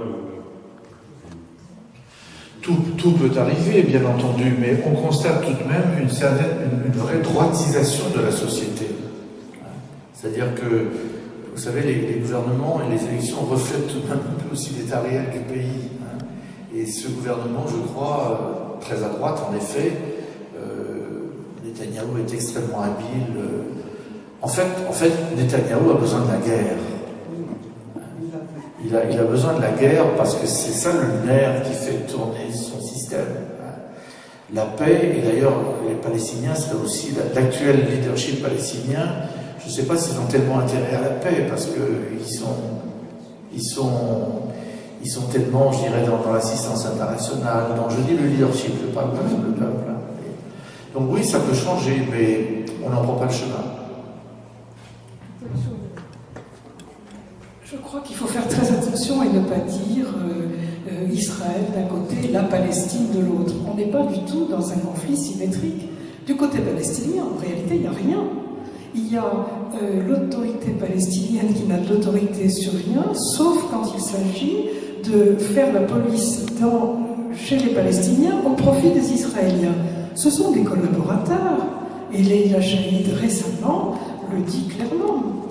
Ce sont des collabos. C'est pas une autorité au service de la population palestinienne.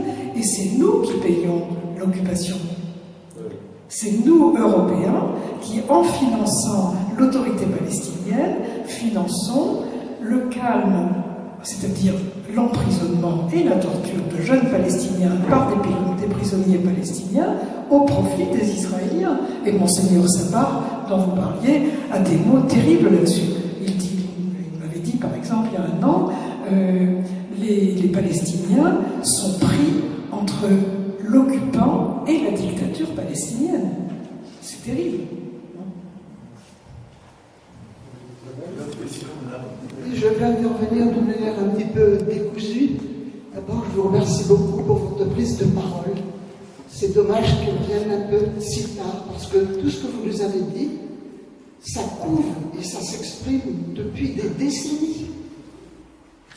Beaucoup d'entre nous qui sommes allés, on a eu affaire au checkpoint, on a vu et on connaît effectivement toute cette résistance d'Israéliens jeunes qui n'en peuvent plus effectivement d'assumer ce qu'on leur demande de faire auprès des Palestiniens qu'il s'agit effectivement de mettre au pas. C'est affreux. Je te cite un exemple, il y a 2 ans, Claire Kaminer pour le sud des Cannes, une jeune Israélienne qui avait eu l'occasion de suivre des jeunes Israéliens tout près de la ligne de Gaza. Elle jouait un peu la grande sœur auprès des enfants. Elle s'est rendu compte que ces enfants avaient une haine fondée sur rien, sur ce qu'on leur avait dit. Et de l'autre côté de la barrière, c'est-à-dire à Gaza, ça devait peut-être être le même discours. On lui somme de faire son service militaire, elle le refuse, elle en fait des pas sur Internet, elle a été mise en prison reconduite, etc., etc. Alors je vais vous dire, moi, ma souffrance depuis des années, c'est que dans nos églises, on savait bien ça, certains d'entre nous sont revenus, ont essayé d'en parler un peu, mais ils n'ont pas une aura telle qu'on puisse les entendre, c'est bien dommage. À aucun moment, j'ai entendu dans nos églises prier pour la Palestine dans une messe du dimanche. C'est pas un reproche. Chacun embrasse les causes qu'il croit pouvoir aider. Mais là, franchement, je trouve qu'on a été, pour certains, très nuls. Moi-même, je ne me donne pas un exemple. On finit par baisser les bras. On n'a pas soutenu. On n'a pas soutenu. Même, vous dites vous-même, les chrétiens de Jérusalem, ils sont vrais. Ils sont vrais. Pas tous. Qu'est-ce qu'on pourrait faire? Non, moi, je reste optimiste, hein, parce que cette toile peut être balayée, peut-être, sous une pression telle que la force, effectivement, de nos espoirs, de voir revivre vraiment le message, effectivement, des Hébreux. Quand dans leur kibbutz au départ, ils voulaient effectivement reprendre la terre, relever leurs manches, etc. Nous avons dans nos familles des jeunes qui sont allés dans les premiers kibbutz. C'était très beau. Mais la force de la violence a pris le dessus.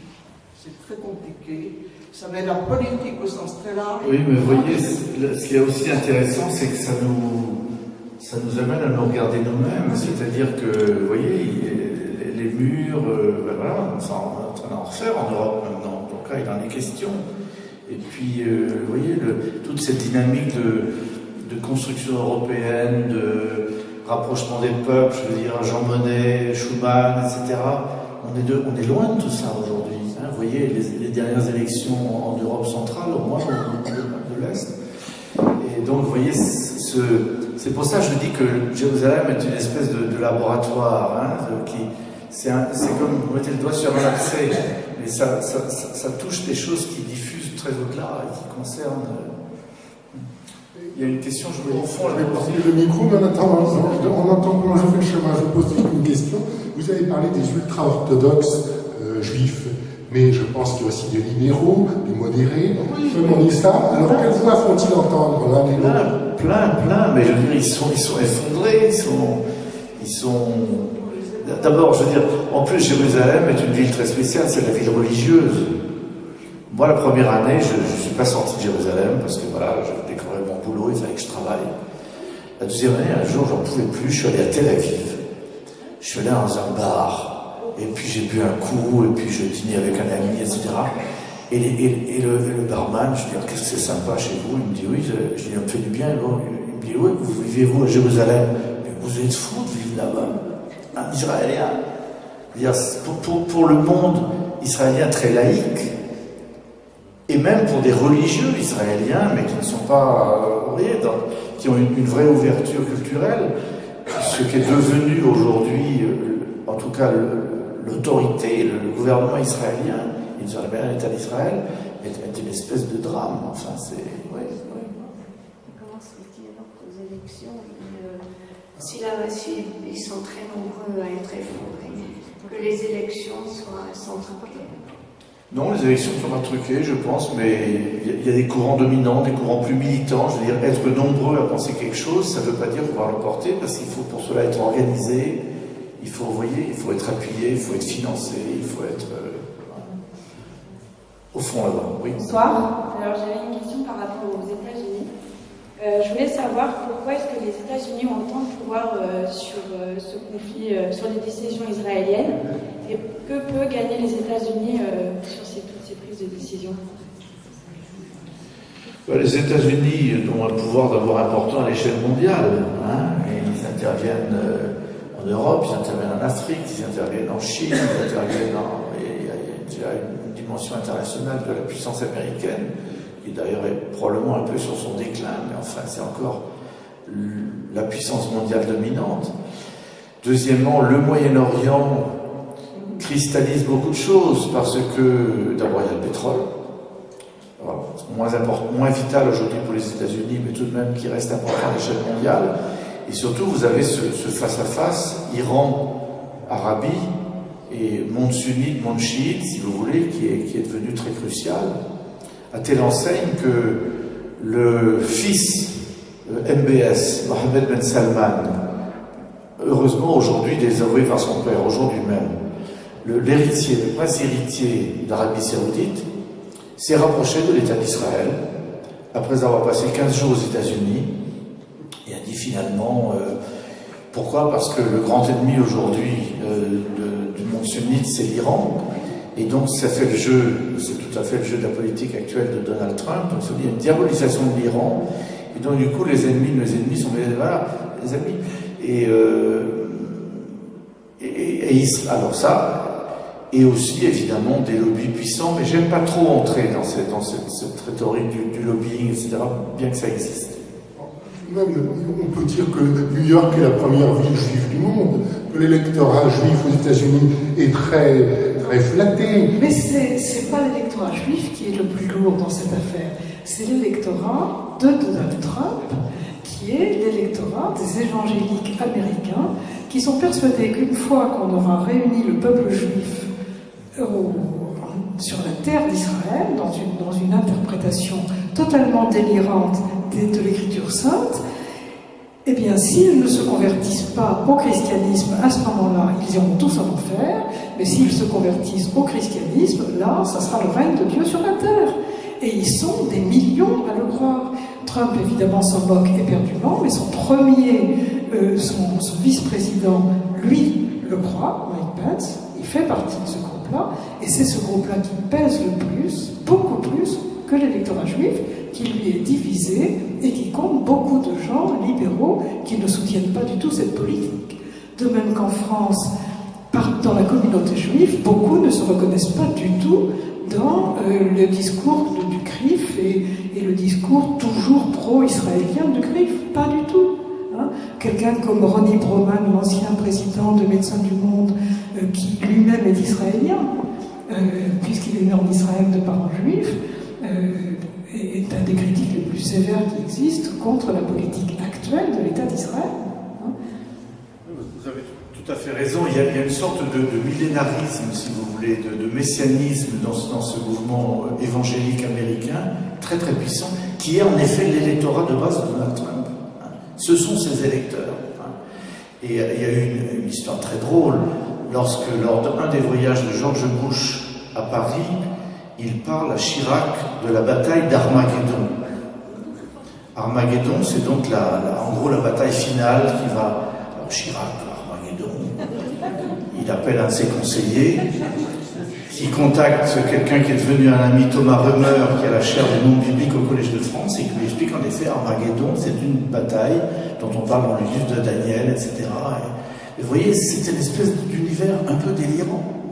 Donc il y a une sorte de clash, d'amalgame entre des récits fondateurs, etc., des mythes, et puis une lecture historiciste, qui applique terre à terre à des mètres carrés de terre, de territoire. C'est complètement... genre, je reviens à ce promoteur immobilier, n'est-ce pas? Confier ce dossier si compliqué à Jared Kushner, qui est donc le gendre de Donald Trump, on se dit, bon, on va où, quoi? On va où? On va vraiment dans des trucs... Voilà. Espérons qu'un jour, on aura d'autres... Oui, d'autres intervenants. Alors, le temps de vous apprendre que le micro arrive jusqu'à vous, il y a quand même une action courageuse de l'Union européenne.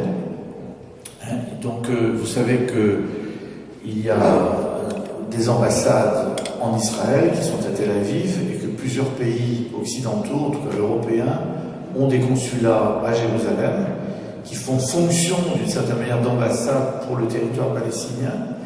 Et ces consuls européens de Jérusalem sont très mobilisés sur les dossiers, assistent au procès, vont sur les lieux de conflit, etc. Ils sont courageux. Moi, je les fréquente beaucoup et vraiment, ils font mon admiration. Oui, j'ai deux questions. Est-ce que vous ne pensez pas que Trump, bien sûr, il y a son électorat évangéliste, vous venez de le dire, mais il y a également son gendre, dont vous venez de parler, Jared Kushner, qui est un orthodoxe, un juif orthodoxe. Oui. Donc je pense qu'il a une influence extrêmement importante sur lui. Oui. D'autre part, je voulais savoir, vous êtes passé très, très rapidement sur l'école biblique de Jérusalem, quelle influence politique vous pouvez avoir et quelle influence vous pouvez avoir dans ce conflit? Alors là, aucune. Hein. On essaie d'exister, de ne pas se faire piquer le terrain. Nous sommes depuis 20 ans avec des avocats pour éviter qu'on nous dépouille d'une partie de notre territoire, etc.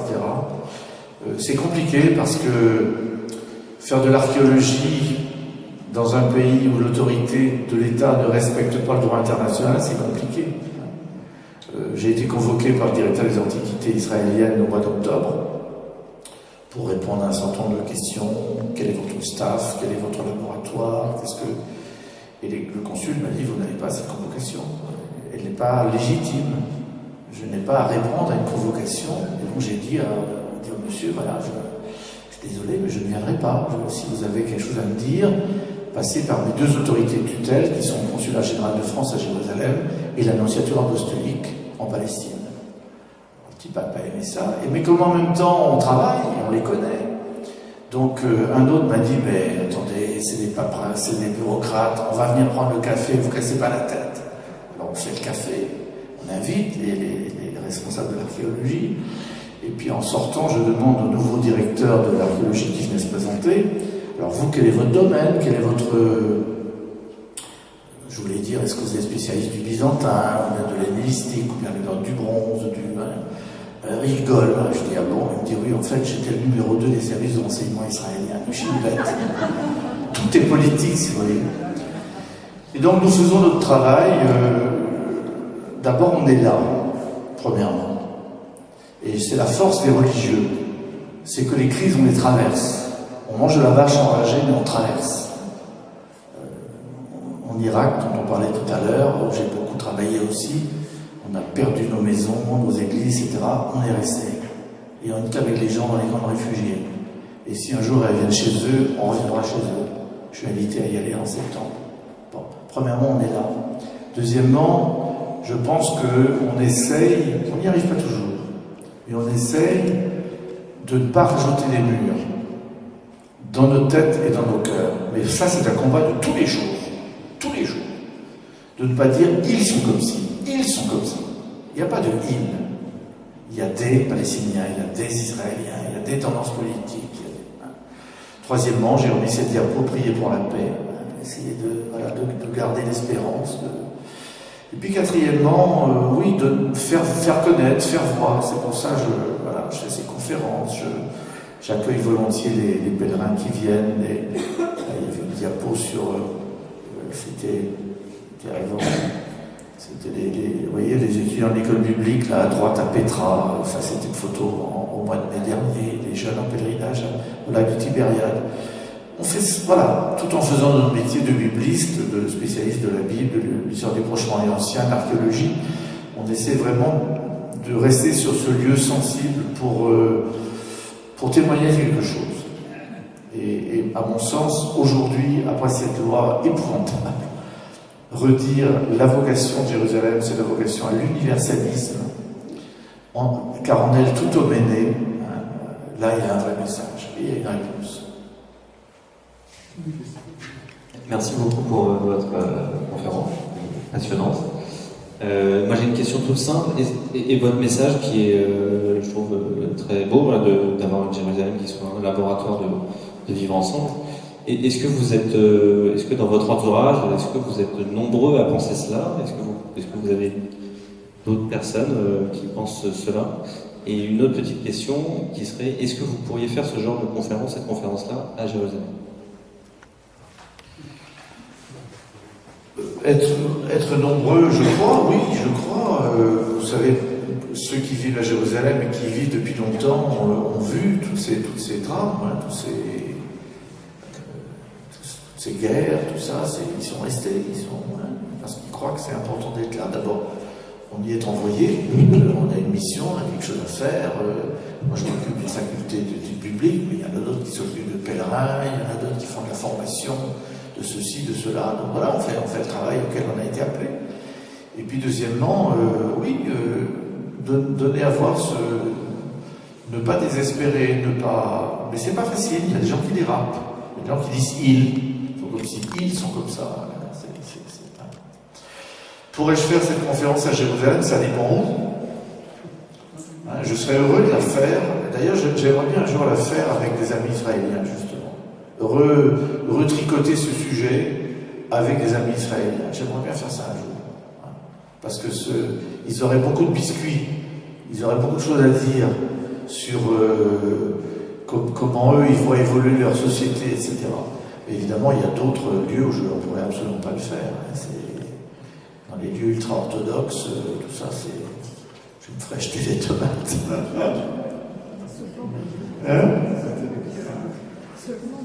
Seulement des tomates, peut-être pas seulement des tomates. Oui, je voudrais dire une chose. On constate que dans le monde, la guerre est dans beaucoup de pays. Et la Vierge Marie apparaît depuis 30 ans, au moins dans une quarantaine de pays, quand on suit ce voyage. Et elle nous demande partout de prier pour la paix, mais elle ajoute aussi de jeûner. Et elle a dit une fois dans un pays, si tous les chrétiens jeûnaient le vendredi au pain et à l'eau, il n'y aurait pas de guerre sur la terre. Vous vous rendez compte un peu de la puissance du jeûne? Moi, je suis effarée, je me dis, mais on devrait quand même faire l'effort de jeûner tous les vendredis. C'est pas difficile de jeûner. Il faut demander la grâce. Ça a été la réponse justement de l'actuel administrateur apostolique de Jérusalem, Monseigneur Pizzaballa, lorsqu'il y a eu ces massacres à Gaza. Et il s'est dit, qu'est-ce qu'on fait? Et on lui a dit, on fait quoi? Et il nous a dit, écoutez, je ne vais pas refaire un communiqué, il suffirait que je refotocopie les 40 communiqués précédents, déplorant, regrettant, condamnant. Et donc je vous propose qu'on prie pour la paix et que nous jeûnions, on a fait pour la paix. Donc il y a eu et en 2 jours, vous voyez, ça c'est notre basilique, elle a été remplie, à craquer. On a essayé d'annoncer ça, on l'a fait 2 jours après. Donc je crois en effet, oui, que la prière, durer sur place, durer dans l'espérance, je crois de plus en plus à ça. Je pense qu'il faudra aussi que nos responsables religieux nous le disent, parce que certaines personnes jeûnent, mais enfin c'est pas tout le monde, quoi. Donc si nos responsables disaient, écoutez, on va jeûner dans ce but de la paix dans le monde. Oui, bien sûr, mais ça supposerait qu'auparavant, il n'y ait pas un discours politique instrumentalisé. Or, vous avez des pèlerinages chrétiens complètement pris en charge par l'Office israélien du tourisme. Et vous avez des pèlerinages qui sont complètement pris en charge du côté palestinien. Et il n'y a pas l'effort, vous voyez, de l'écoute de l'autre.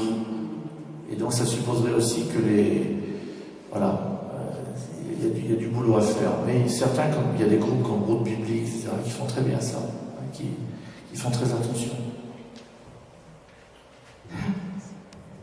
J'irai dans ce sens-là, peut-être pas d'un jeûne, mais vraiment d'une prière et d'une prise de conscience dans toutes les paroisses de France, pour idéaliser effectivement le rêve de paix. Au départ, Jérusalem n'a pas été considérée comme allant aux Palestiniens ou aux autres, aux Hébreux. C'était ouvert à l'universalité. C'est un fait. Alors, moi je crois qu'on peut faire quelque chose. Regardez, même au point de vue, la pression qu'on peut faire, même pour monsieur Macron. Je veux dire ça. Cette année, il y a eu ouverture effectivement de la saison franco-israélienne, inauguré à grand renfort de discours à Paris. Monsieur Macron, on pouvait avoir audience de son discours. Je l'ai épluché, etc. Et j'ai essayé de tweeter et de dire ma révolte dans ce que j'ai entendu. Monsieur Macron, il était sans doute très gêné d'avoir effectivement à témoigner de sa sympathie aussi forte pour monsieur Netanyahou. Je veux dire, c'est un forcené dans le domaine de ce qui peut être fait contre les Palestiniens, il faut bien le dire. Mon cher Bibi, c'est comme ça qu'il l'a interpellé. Comment voulez-vous que le cher Bibi, Netanyahou, ne soit pas conforté dans l'idée qu'il peut faire n'importe quoi et continuer à pousser à ce que, à la Knesset, à peu de voix près, j'imagine, des lois honteuses soient votées. C'est tout ce que je veux dire. Donc, pensons à dire que nous ne voulons que la paix. Nous sommes beaucoup de militants pour la paix. Pour cette affaire de nos responsables politiques, c'était pareil du temps de Manuel Valls, avec qui j'en ai parlé ici à Jérusalem. L'assimilation de l'antisionisme à l'antisémitisme fait beaucoup de ravages. Je ne suis absolument pas antisémite, mais je n'accepte pas un sionisme raciste qui exclut les autres, etc. Comme d'ailleurs beaucoup d'Israéliens qui ne veulent pas un État d'Israël qui soit un État qui rend la purification ethnique force de loi, si vous voulez. Mais je crois que nos hommes politiques sont du mal, hommes ou femmes, ils ont du mal à faire cette distinction-là. Ensuite, ils sont pris par leurs préoccupations électorales et tout. Et s'ils sont en pression du peuple de base, ils ne veulent plus la paix, ils n'ont pas d'intérêt dans le pétrole. D'autres personnes souhaitent poser une question, prendre la parole? Ça va être tard, vous avez... Bien, on remercie frère Jean-Jacques et madame la sénatrice qui nous ont malheureusement ouvert les yeux sur des choses qu'on préférerait non pas ne pas savoir, mais qu'elles n'existent pas. Encore une fois, je ne peux pas m'empêcher, moi, mon esprit retourne 80 ans en arrière. Et nous autres Européens, on n'a pas à être fiers de ce point de vue-là. En tout cas, merci à vous. Et Dieu la présentation du consistoire. Je pense que passer le chemin pour le faire, mais j'en retiens quand même que sur un certain du frère Jean-Jacques, quel chemin était au pluriel, ce qui est aussi quand même une preuve d'espérance, voire d'optimisme.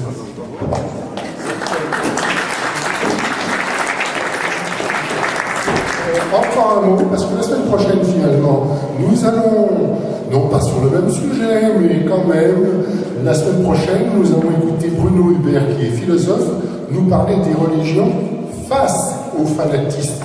Je pense que, je ne sais pas si sur la fiche on a mis le fanatisme au pluriel, mais ça pourrait être face au fanatisme. Alors, ça ne sera quand même pas sans écho avec ce que nous avons entendu ce soir. Mais retenez bien, c'est jeudi, à nouveau jeudi 20h30 la semaine prochaine.